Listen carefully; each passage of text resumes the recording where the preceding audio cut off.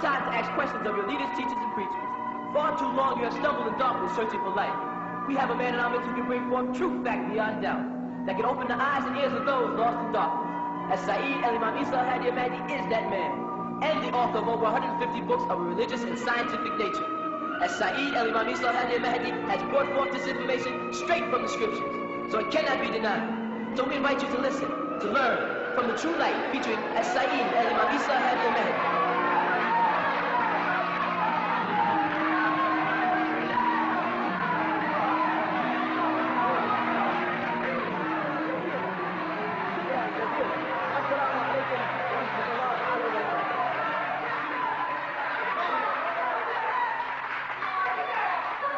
نشهد أن لا إله إلا الله وحده لا شريك له الحمد لله رب العالمين الحمد لله الوالي الكريم وصلى الله على أنبياء أجمعين والمسيح والمهدي والمجدد لمن مرسلين. Are we not the bearers of witness that nothing would exist if Allah didn't create it?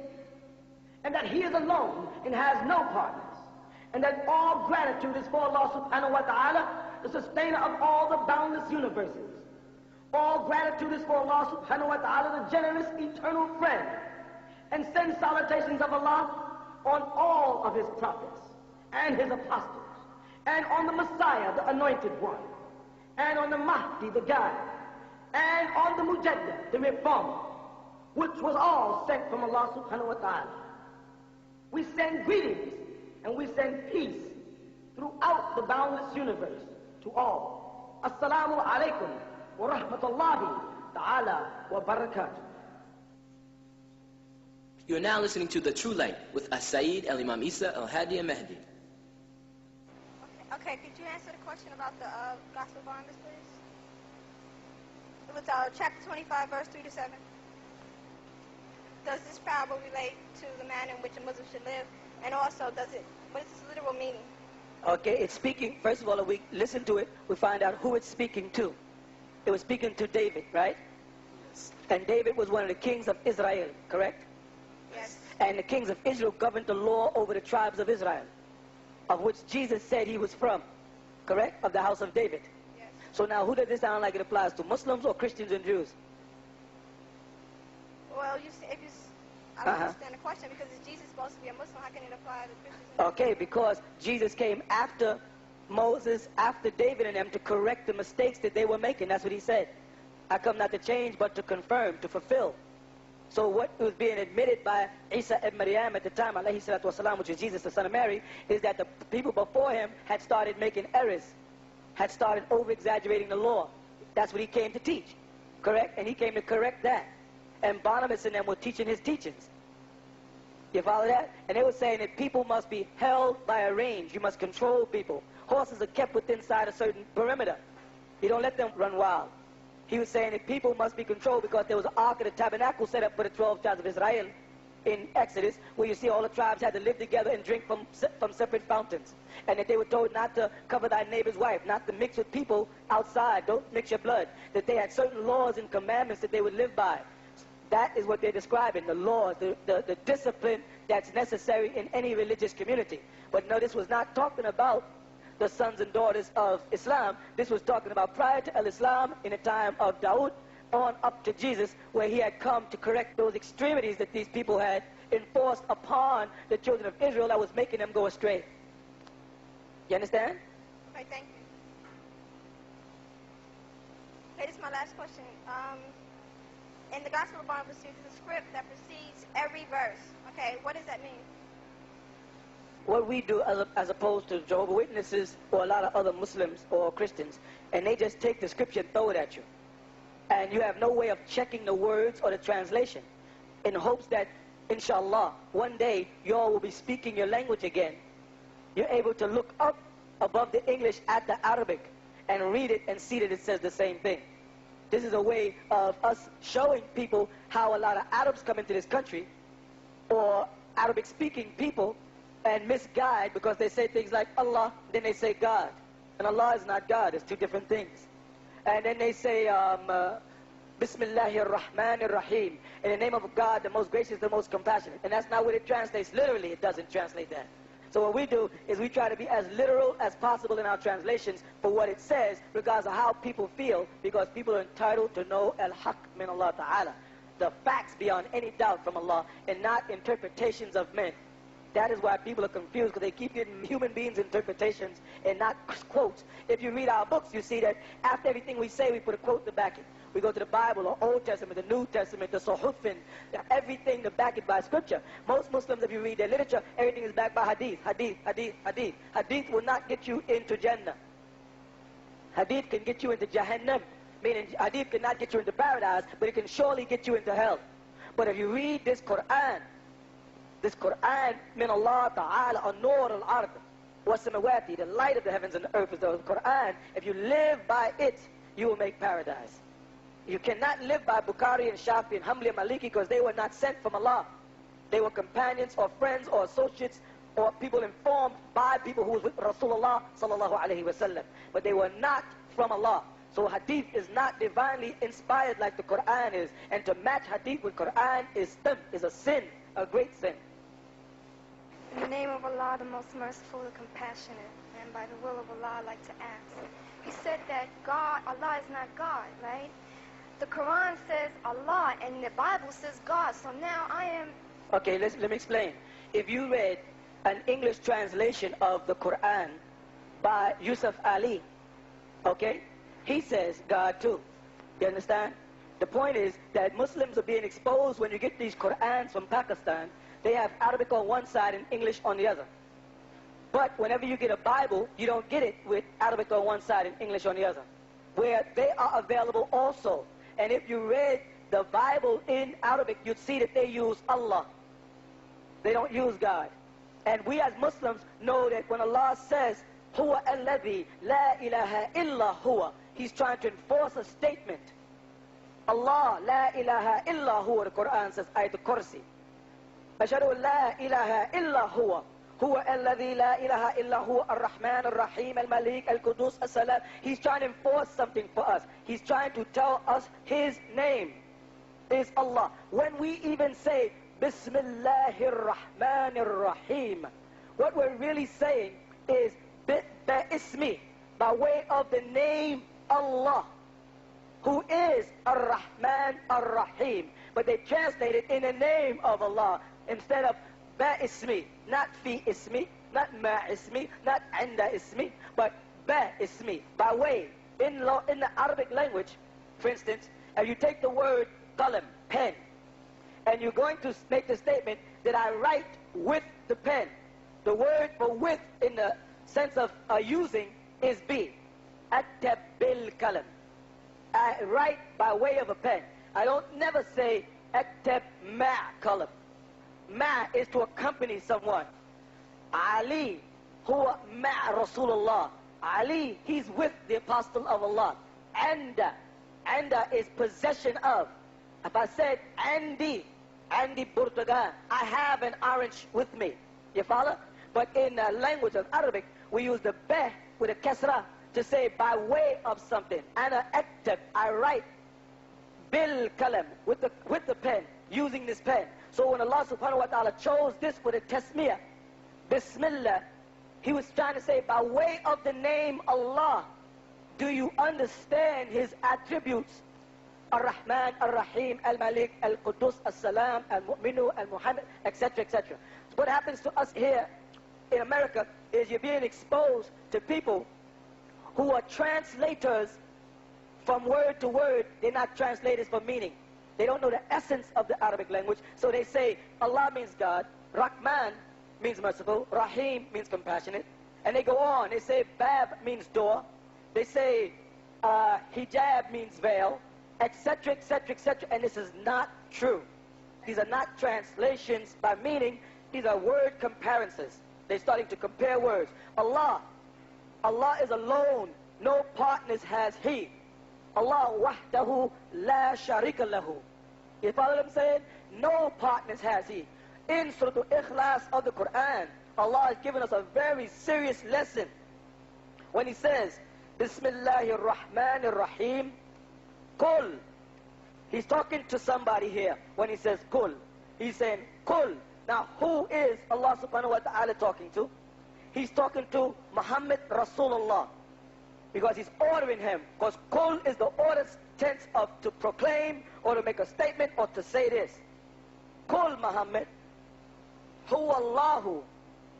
Kul huwa Allahu. This is what Muslims overlook. That's a very important statement. Kul huwa Allahu. Before we even say ahad, just to get past that, kul huwa. Say Muhammad, the huwa is the same, the mystical name, the 100th attribute of Allah, which Bani Israel misused, which is when they said Yahweh, which later became known as Jehovah. Yah is a prefix on all Arabic pronouns or descriptive nouns. When you say Ya Ali, Ya Fatima, Ya Muhammad, you call out like that in Arabic or Hebrew. So when Israel was saying Yahweh, which later got mistranslated into Jehovah, they was really referring to Allah subhanahu wa ta'ala, but did not want to misuse his name in the presence of the kafirun, those people who would blaspheme Allah's name. So they would just say huwa, he sent me, he is who he is. So Musa alayhi salatu wasalam asked Allah ta'ala on the mountain of Tur, he said, who should I say is sending me? Who should I say when they say sent, arsala, who has made me an apostle, is what he really said, sent, rasul. Who should I say is made me this apostle so that they believe me? He said, I am who I am. You see that? Huwa again. Alladhi. Huwa. I am who I am. Okay. So it is very important that we Muslims, we are mu'minun wa mu'minati, we must go out and tell the world that shaitan is the one trying to make us think that Allah is God. God is attributed to too many low-life things in the language that it comes out of. It is wrong for us to call Allah the Lord. Allah is not the Lord. Allah is Rabbil Alameen. The word Rabb comes from the word to sustain, to take care of. Like a housewife is called Rabbat Manzal, one who takes care of the residents in Arabic. Allah is Rabbil Alameen, who takes care of all living things. To call Allah a Lord, we have a problem when we get to England, the UK, where where men are called lords. We have a problem when it comes down to paying the rent in America to a landlord. You follow? It is very important that Muslims be this intricate, that we go into the depth of it for the sake of the children. Because when you bring Al-Islam into another language, this is where you have the problems. Because the meanings in one language are different than the language Al-Lughat al-Arabiya, which the Quran was sent down to us in. It is two different languages. So it's very, very important when you're teaching that language that you differentiate the meanings of words. So when you teach your children concerning Allah subhanahu wa ta'ala, you say one of his attributes is khalaq, al-khaliqu, the creator. Because there is no real translation of Allah. Allah is who he is. Allah huwa alladhi la ilaha illa huwa. There is no translation. You say Allah means the creator. You see, you always use one of his attributes as the translation. Allah means the compassionate. Allah means the yielder. What does Allah mean? Allah means, look, the lillah, the source of all things that exist. But he is not God, because God can be made feminine, and Allah cannot be made feminine. There's goddess in English. God, goddess, but Allah cannot be made into a feminine gender as a word. Though the Meccans tried and called it Alat. Ali and Bilal tore those statues down when the Ansar Allah returned from Medina to Nur back to Mecca and reestablished Deen al-Islam in the sacred city of Ibrahim sallallahu alaihi wasallam. So it's real important that you understand that in the English Qurans that they have in America, they have God. So the Bible, you will find the bad translations. This is why we spend so much time in our books translating things for people so that they can see it. And it's very touchy when it comes to the Bible, because oftentimes there's quotes that we read out the King James Bible that when I read it in the original text that I have, the old Torah, it's not the same thing. But if I take and translate it, you know what they're going to say? This is not what it says in my Bible. You know how narrow-minded Christians are. This is not what it says in my Bible. He must have made this up. Because they don't see the true Bible. They don't know. So it's very important that Muslims learn Lughatukum. Lughatukum is our language, Arabic. We got to learn that so that we can read the Quran in Arabic, read the Torah in Arabic, read Zabur in Arabic, read Al-Injil in Arabic, and Kitab al-Hikmah which is mentioned in the Quran, the book of wisdom of the Prophet Luqman. We have to learn to read these books in Arabic so we cannot be misled. This is why the Ansar Allah community has brought all that land of state, and we're setting up a village so that we can go there and live the Sharia, live according to fiqh, live according to the Sunnah to Rasulullah, and not just say we do and not live it. We got to live the Sunnah, not just say I follow the Sunnah, I'm a Sunni. We don't say we're Sunnis, that's just the name. We want to live his Sunnah. We want to liken ourselves to the Prophet Muhammad, because the Quran says that he is the best of examples. You see? So it's not talk. Ansars are trying to do, and we're trying to get other Muslims out there to realize that they may have disagreements with a lot of things in our doctrine, but the foundation of our doctrine is Tawheed, the same foundation of theirs. And the kalima we stand on is La ilaha illallah Muhammadur Rasulullah sallallahu alayhi wa sallam. And there's no difference there. The little tribute things, either we'll grow out of our mistakes or they'll grow into our wisdom. Regardless of who's wrong, doesn't make a difference, because it says in the Quran, the truth will prevail and false things will perish. But join into the big Jama, the central, and build from there. Y'all got children out there. We have important teachers from Sudan, from Saudi Arabia. We got teachers from all over the world teaching children Arabic every day. We have Arabic classes for the adults in the mosque every day, being taught by children who have been taught by Arabs from the time they were born until now they're 19 here in America. Our big boys are over in Arab countries in schools going right now. Don't listen to those people out there who say that we're not recognized, that we're not Muslims, that we have our children in Arab schools right now studying to come back to America to teach. Because with all the wealth the so-called Saudians have, they won't send y'all a good teacher. They won't build a central mosque in New York. They won't spend time translating the Quran for you. They won't set up Arabic classes. They won't set up fiqh or jurisprudence classes. They won't teach. Because they don't want y'all to find Deen al-Islam, because if you do, you're going to see how much hypocrites they are when they come over here in intentions of going to school to study political science and then find their way to a mosque for refuge and then become an imam. They're not imams because they want to be. They're imams because they got to pay in tuition. That's what you got to find out, that we have a plight in America. And we have our own plight, and it has to be done here. And the Deen is here. We brought teachers in to work for us, and they teach. And we teach Arabic of the Quran all day to our children. Don't let your children suffer because you disagree with how we feel about Abraham or Muhammad. Get them into the Quran and the Sunnah to Rasulullah now. And most of these imams out there, or a'imah, they don't know Arabic. They can't read it fluently. They play around with the language. They don't know it. And they're misusing people. And time is running out on us. So we have to get out of the city, get up on our own land, and live al-Islam until Yawm al-Akhir. It's not about trying to overthrow the white man. The heck with the white man, the black man, the green man, the purple man, the red man, the gray man. We got to get into living Islam and take out the heart that's in your body and throw it on the floor and replace it with the Quran. And make it your heart. And make it your eyes, make it your mouth, make it your ears. Hear things by way of Al-Quran. Don't hear by nothing else. When a person is talking, say, where in the Quran does it say that? You know? Love by way of the Quran. Love people who live in the Quran. When they speak, it's Quran. See by way of the Quran. Smell, it tells us the scents we should surround ourselves in, the colors we should wear. It tells us what to eat, how to walk, who to talk to and who not to talk to. It tells us don't make friends with Christians and Jews. We as Muslims have to stop playing and come together for our children. The children of the light. They are the future. إِذَا جَاءَ نَصْرُ اللَّهِ وَالْفَتْحُ وَرَأَيْتَ النَّاسِ يَدْخُلُونَ فِي الدِّينِ اللَّهِ أَفْوَاجًا فَسَبِّحْ بِحَمْدِ رَبِّكَ وَاسْتَغْفِرْهُ إِنَّهُ كَانَ تَوَّابًا. يَدْخُلُونَ فِي الدِّينِ اللَّهِ. يَدْخُلُونَ, it says in that verse, they enter into the Deen of Allah. They don't say enter the Deen al-Islam. It says يَدْخُلُونَ فِي الدِّينِ اللَّهِ أَفْوَاجًا, in groups. We have a concern for the future of our children today. We got to stop playing and go move forward. Teach them Allah. Don't teach them God, because then they're going to be caught up on Christmas and Halloween and Michael Jackson and Prince and a bunch of other freaks that nature is producing now just to take us off Sabil Allah. Take us away from the Sunnah to Rasulullah and make us feel guilty about being Muslims and make us feel out of place. So we got to live together. You walk through this neighborhood with a veil on, dressed in your Sunnah, you're not out of place. But if you walk down Fulton Street, you are. So therefore, like Rasulullah, we got to set up our own Medina and get ourselves strong in one place first. So we got to come together and live for other bodies, like Sheikh Dawood of State Street used to constantly teach everybody. which they wouldn't listen to him. They listened to any Pakistan that fell out the sky, but they wouldn't listen to a man who already established a Jama'ah here. To live for, of, and by each other for our children.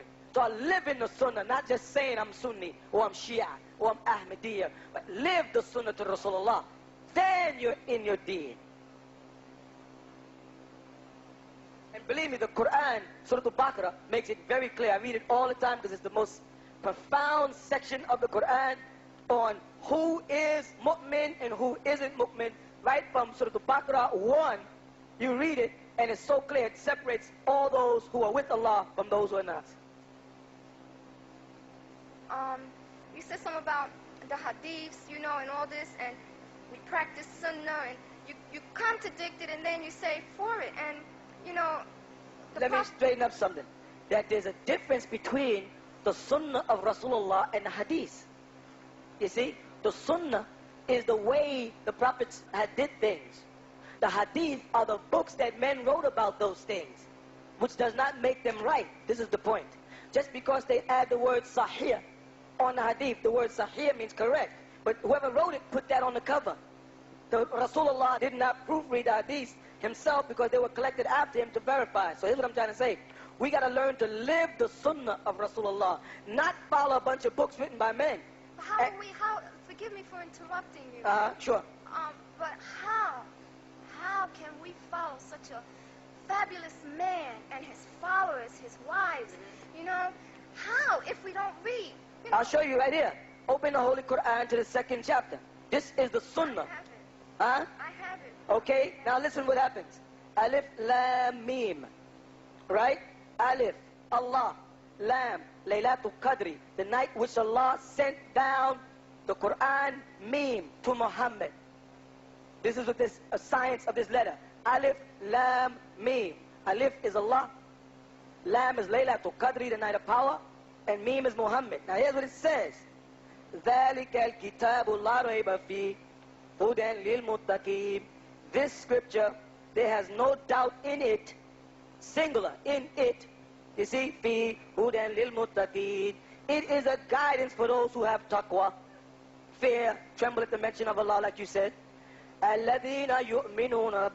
You see this? الَّذِينَ يُؤْمِنُونَ بِالْغَيْبِ وَيُقِيمُونَ الصَّلَاةِ وَمِمَّا رَزَقْنَاهُمْ يُنْفِقُونَ.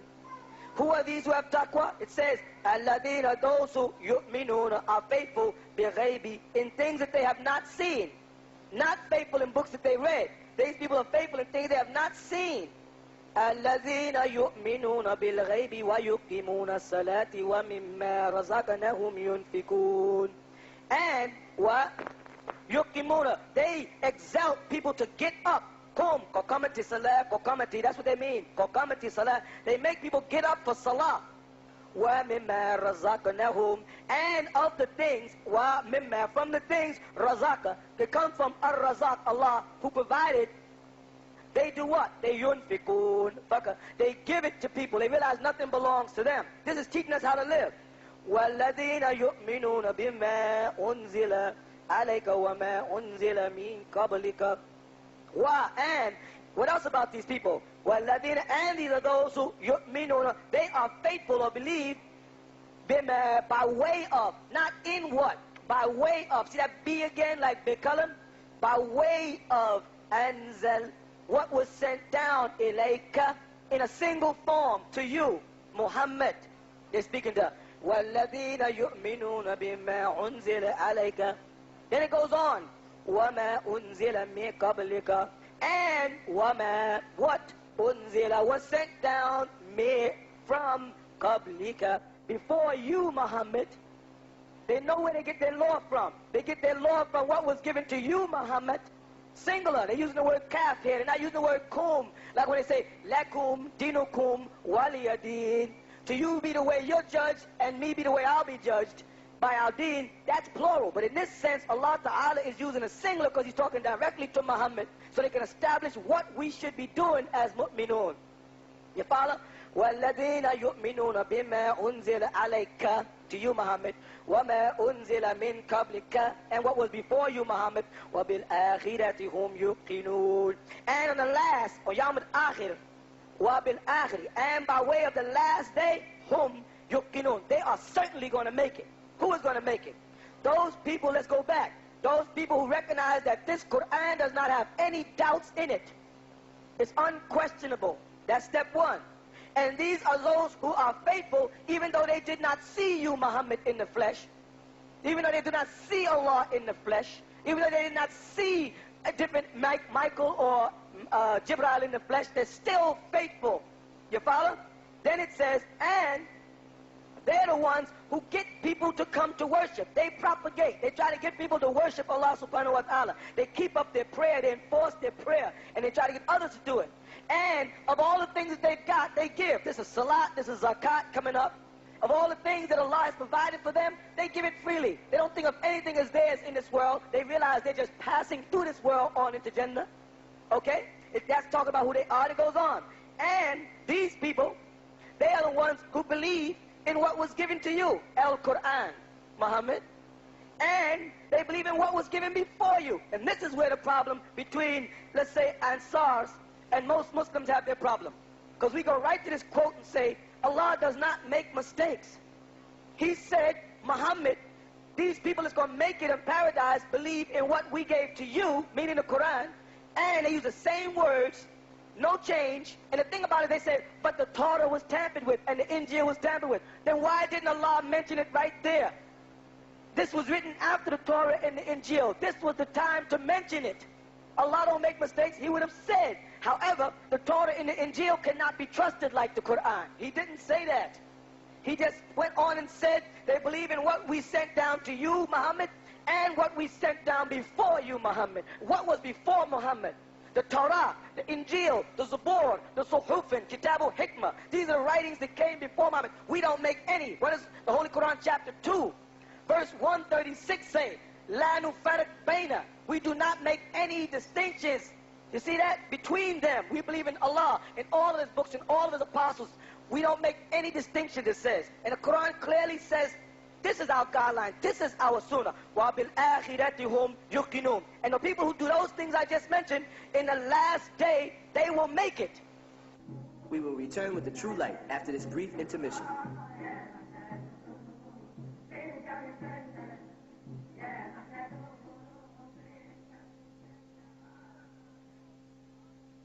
Now is the time to ask questions of your leaders, teachers, and preachers. Where did all the races of people come from? Why did John have to baptize Jesus at the Jordan? And why do the four Gospels contradict each other? The answer to these questions can be with only one man, As-Sa'id al-Imam Isa al-Hadi al-Mahdi, the man who has written over 150 books on such topics as, is there life on other planets? How were the pyramids built? What race was Adam and Eve? And was the Holy Quran made up by Muhammad, or was it a divine scripture sent from the Most High?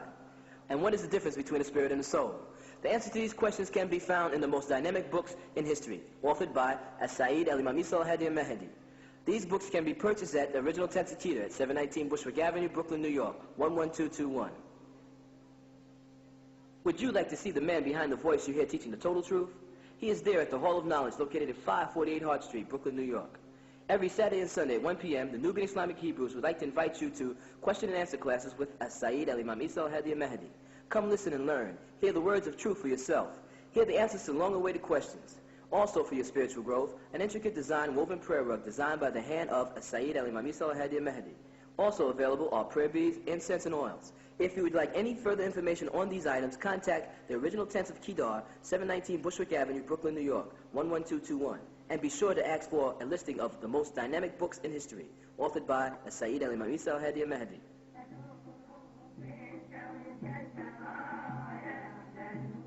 Now let us continue with the true light. Remember, you are the light, and you have the power over all things.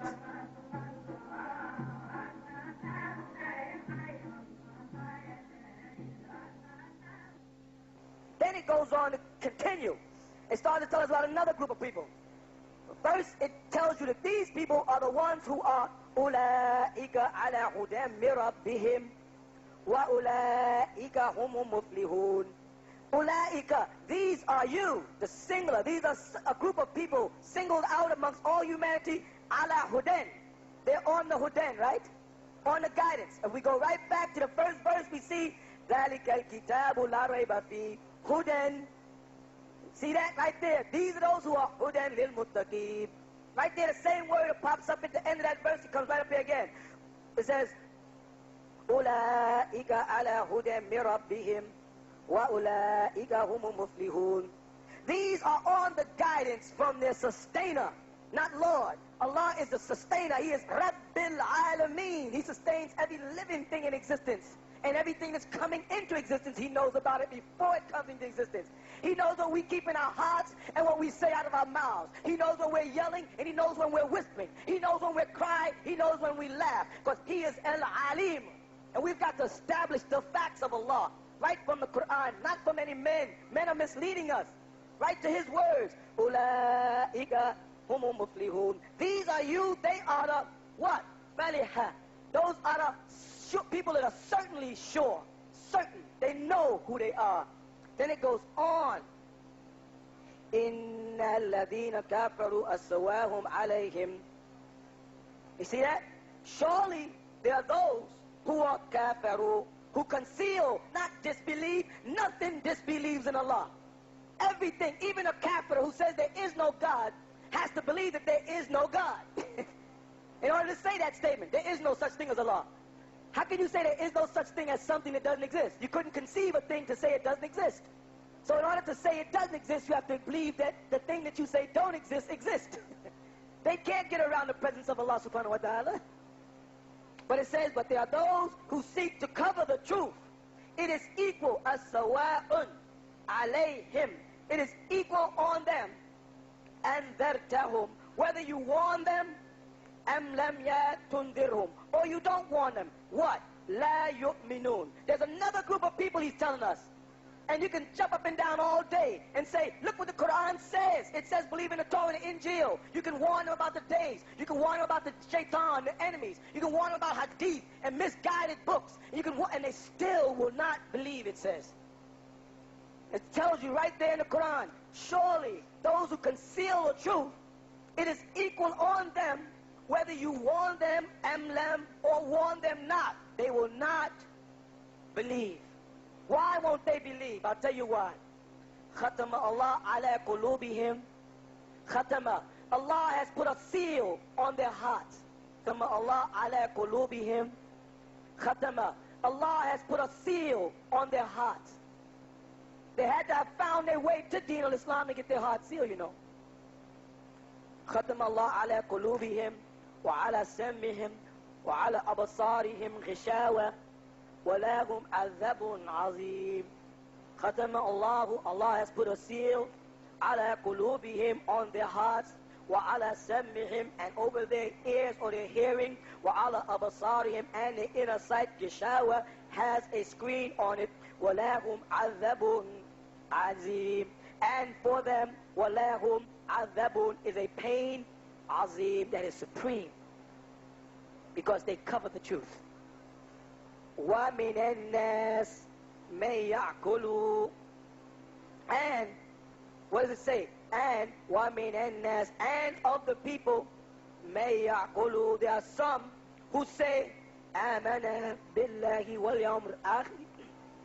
There are those who say, they believe in Allah and in this last day. بِالْآخِرَةِ هُمْ وَمَا هُمْ بِمُؤْمِنُونَ. But they are not in with you. They say they're with you, but they're not with you. They say they're faithful, but they're not. They're with you, then they go smoke reefer and light up cigarettes and go out and do things that are which is against what Rasulullah taught. You got many Arabs I know travel all over the world. Arabs come to this country professing to be Muslims, and over there they're the biggest Kafirs you can think of.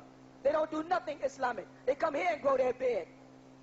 Over there they don't wear beards. They come here and put on a jalabi on Friday. Over there they're trying to dress like Americans. Travel around the world, you see them yourself. You know it. It's telling us, Allah is warning us of what the sunnah of Rasulullah is. It's in the Quran. يُخَادِعُونَ اللَّهُ وَالَّذِينَ آمَنُوا وَمَا يَعْقِلُونَ إِلَّا أَنفُسَهُمْ وَمَا يَشْعُرُونَ. These people, they seek to deceive Allah, وَالَّذِينَ, and those who are faithful. وَمَا يَخْدَعُونَ, but they do not deceive anyone إِلَّا أَنفُسَهُمْ, except their own inner self. وَمَا يَشْعُرُونَ, but they don't have the ability to feel it. The word sha'ara means to feel, the emotions. They're sealed off from emotions. They can do devilishment and call themselves righteous Muslim. في قلوبهم مرض فزادهم الله مرضا ولهم عذاب عليم. In their hearts is a marada, a sickness, a disease. فزادهم فزادت زاد فزاد. And so Allah, He adds on or increases. فزادهم الله مرضا, their disease. وَلَهُمْ عَذَابٌ عَلِيمٌ, and their pain is alim, it's an eternal aching. Why? Why they feel like? Here's why. بِمَا كَانَ يَكْذِبُونَ, because all they do is sit around and lie. They lie. They keep saying things about Allah that ain't true. You say, in the name of God, say, brother, this is Jummah. You could say in the name of Allah, we all Muslims. Well, in America, y'all people speak English, we say Allah. Say, this is blasphemy. Well, you don't have to. You can wear any color you want. How did the Prophet Muhammad's wives dress? Did the Prophet Muhammad's wives go out? Read the 33rd chapter of the Quran. The wives of the Prophet was told to stay in the house. So we have to set up communities where we live inside, not outside. It keeps on. The sunnah of Rasulullah is in this Quran. That's why he said those who read this Quran and follow my sunnah. He put them 1, 2. My people are those who read the Quran and follow my sunnah. So you get the sunnah right out of the Quran, because they told us in the Quran to be the Torah and the Injil. And we know that circumcision came from the Torah. We know that our fasting came from the Torah. We know that our sacrifices came from the Torah. From Millah Ibrahim, mentioned in the Quran in the 2nd chapter, 130th verse. Anyone who tries to deny or forsake Abraham's religion, he is sufa'. He makes a fool of himself. And Muhammad followed Abraham's religion, and we follow Muhammad sallallahu alaihi wasallam. And we follow his sunnah, which we find right in this Quran. It has no doubts or questions in it. We can learn fully how to live in the Quran. And what we miss in this text here, he said, is in the books before it, which I read earlier. Jesus taught us how to prostrate. It said Jesus fell on his face and he prayed. Moses fell on his face and he prayed. He took his shoes off, was holy ground. Christians don't take their shoes off. Jews don't take their shoes off in the synagogues. Only Muslims do. They said, cover your head. Christians don't do it. Only Muslims and Jews do it. Don't eat pork. Don't do this. Everything we do is the same laws that was given to Abraham and Moses. That is our lifestyle. Those people calling themselves Jews now are hypocrites. And I could go on. The Quran, Surah Al-Baqarah, is so beautiful. It tells us about everything we're supposed to do. It just goes on. وَإِذَا كِلَ لَهُمْ لَا تُفْسِدُونَ فِي الْأَرْضِ قَالُوا إِنَّمَا نَحْنُ مُصْلِحُونَ. When it said to them, stop causing trouble in the world, they say, surely, we're not troublemakers, we're peacemakers. Right there in the Quran, it tells you that. In 11th verse. And then it says, أَلَا إِنَّهُمْ هُمُ مُفْسِدُونَ وَلَكِنْ لَا يَشْعُرُونَ. Now surely, all they are is troublemakers, but they don't even know it. They go around the world, call themselves on tabligh, and spreading lies and misinterpreting Islam, but they don't even realize. They think they're teaching the truth. Why do they do that? It says right there, وَإِذَا كِلَ لَهُمْ أَمَنَا كَمَا أَمَنَ النَّاسِ قَالُوا أَنُؤْمِنُ كَمَا أَمَنَ السُّفَهَاءُ إِلَّا أَنَّهُمْ هُمُ سُفَهَاءٌ وَلَكِنْ لَا يَعْلَمُونَ. And when it is said to them, believe as Kama amana, as those before you believe. Amana is past tense. Believe as the people before you believe. Qalu, they say, Nu'minu kama amana. Shall we believe like fools? Ala innahum humu as-sufaha. Now, except the fact is, they are the fools. Walakin la ya'lamun. But they don't have no knowledge of it. The Quran is teaching us every day what we're supposed to do. Exactly. But people don't want to read it. They want to read writings of men as opposed to the Quran. Or they can't understand it. And that's why I'm here.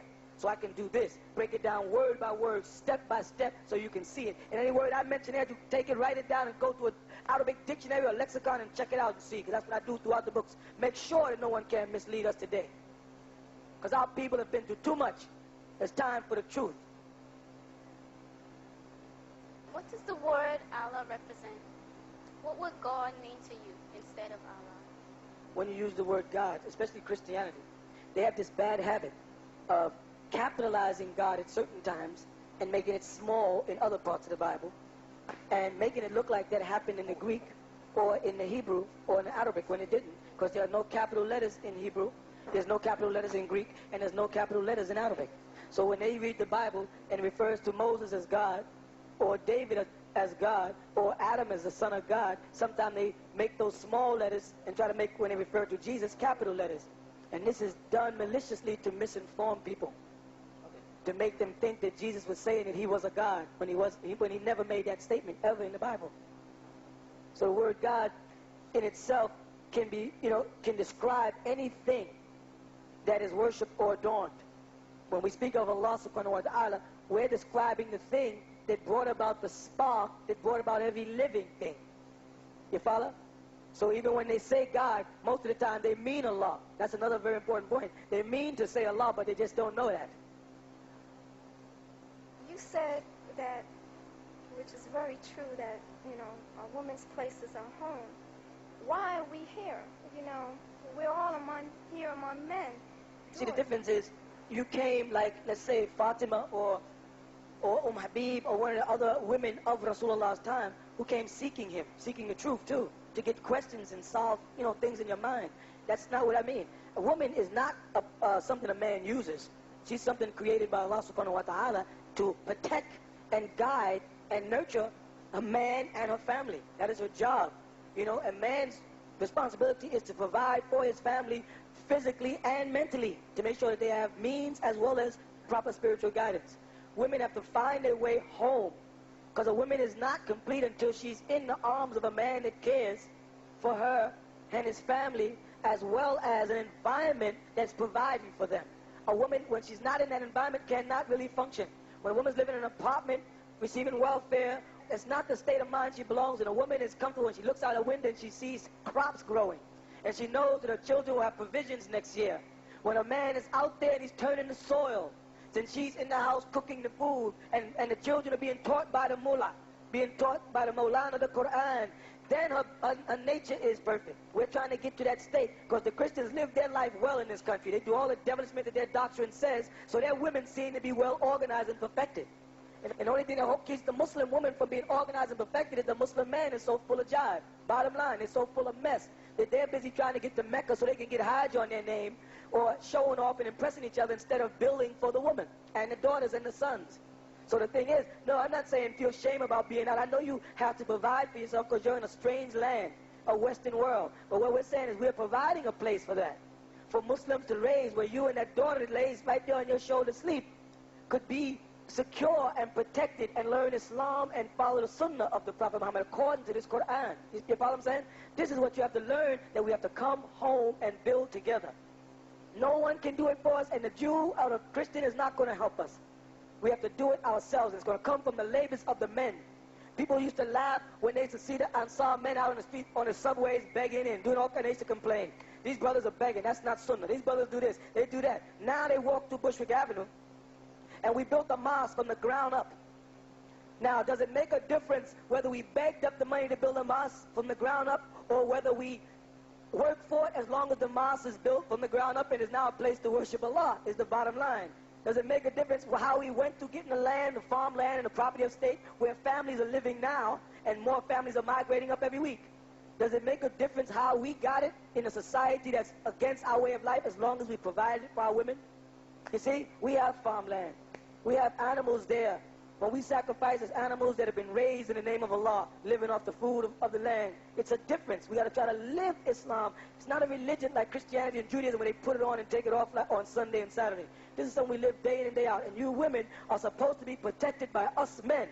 That is our job. And I can't blame y'all when you become a menace or a rebel or cause problems or become difficult to live with, because if we provide for you properly, we won't have these problems. But if we provide a place and then you don't come, then that's not our fault. We have the place here. Your family should be here in a place that's practicing Islam the best way. I know you have to learn.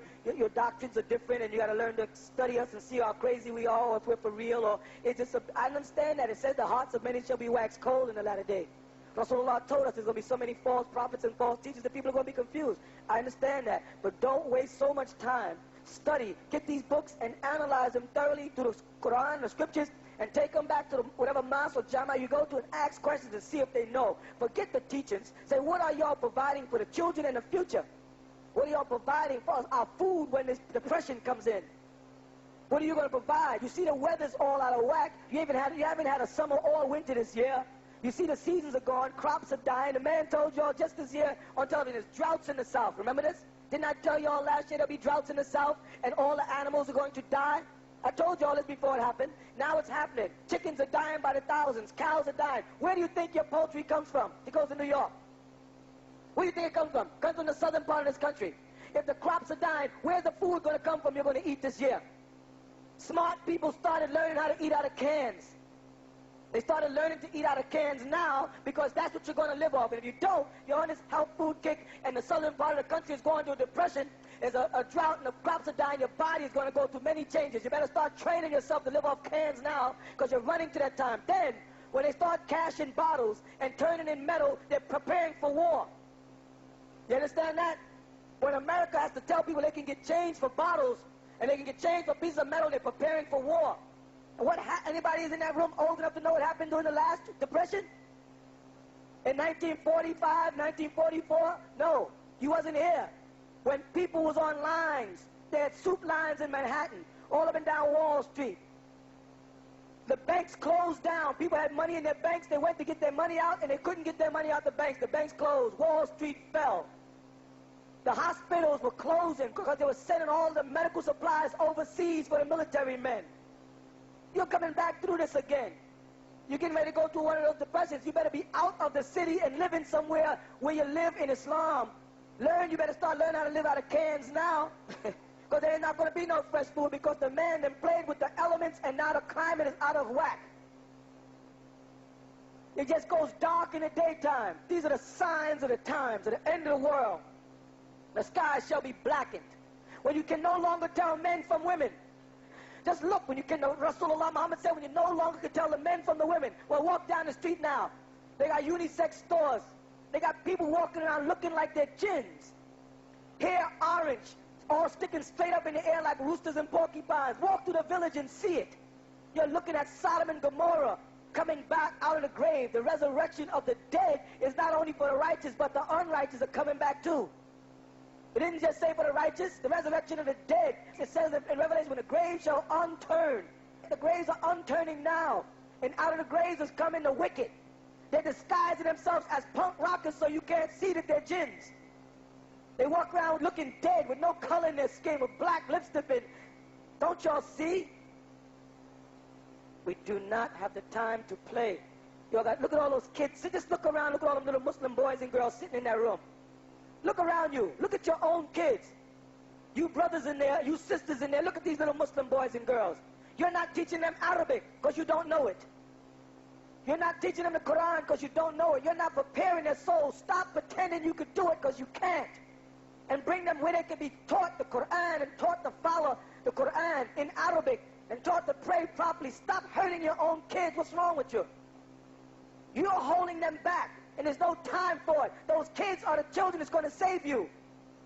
Rasulullah said, raise a kid in righteousness and they will call you to paradise.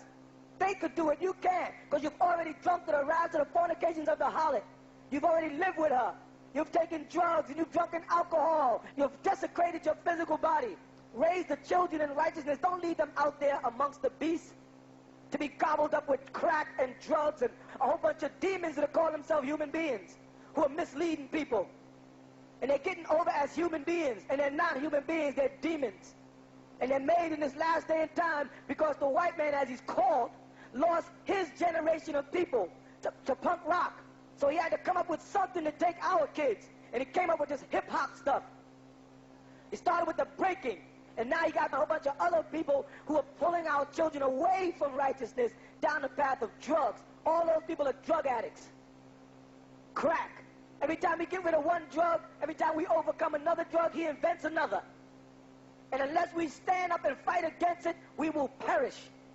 Nations before you have perished. Whole nations of people have been wiped out by this man. He is trying to wipe you out. Trying to eliminate your total existence with falsehood and lies. And he's succeeding in doing it. Unless you rebel against him and establish your own kingdoms. Teach your own children. Feed your own women. You got to do this yourself because the man is not going to help you. Stop fooling yourself. Stop trying to be like him. You better come up with solutions to the problem because the time is running out. You don't control the weather. He can declare war today, and all them little boys that you see right there will be a part of it, whether they want to or not. Send them to any part of the world he wants. Drop them there to be shot at. Any of you brothers who was in Vietnam, you know what I'm talking about. He'll drop those kids over anywhere, right into the Arab world. He'll drop them on a helicopter, and they're there to fight until they die. He doesn't care. He doesn't care. This is the devil. He is busy doing his mission in the world today because he knows his time is almost up. Everybody, Elijah Muhammad, everybody who taught, kept saying his time is almost up. You follow that? Don't keep putting off for tomorrow what you can do today. You all better come home where you belong and start to build outwards. Look at all these kids. It's sad to sit there and look at all of these kids there. All these young men and young women who are sitting there with tawagi. They got tagiyas on their heads, they got isuna clothes on, and you're not letting them be taught. For whatever reason, most of it is our own selfishness. I can't live in the community. I can't be told what to do. I can't live by those principles. I heard this about the mosque. I heard that. They said you do. They said they take this from you. They say you can't live with your wife. They say you can't see your children. A bunch of lies. They're keeping you away from the past. Wake up. The hourglass is almost empty. اقرأ باسم ربك الذي خلق خلق الإنسان من علق اقرأ وربك الأكرم الذي علم بالقلم علم الإنسان ما لم يعلم صدق الله العظيم.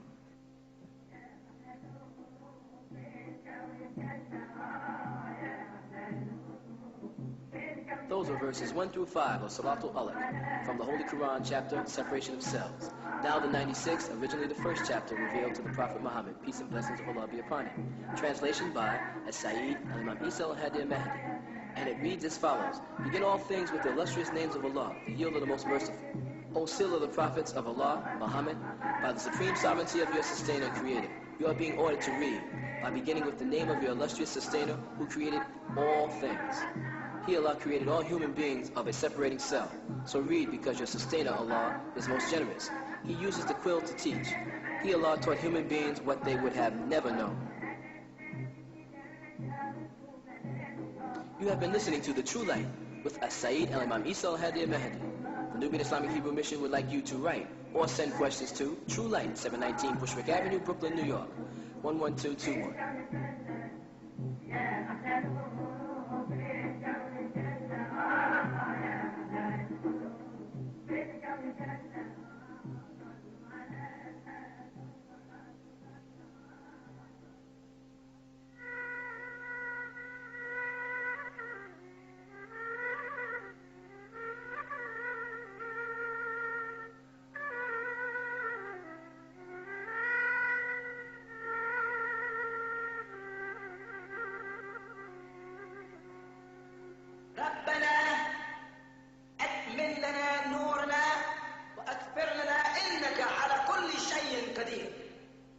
This is from the 66th surah of the Holy Quran, the 8th verse, and reads, O Sustainer, complete for us our light, and forgive us, for surely you have the power over all things.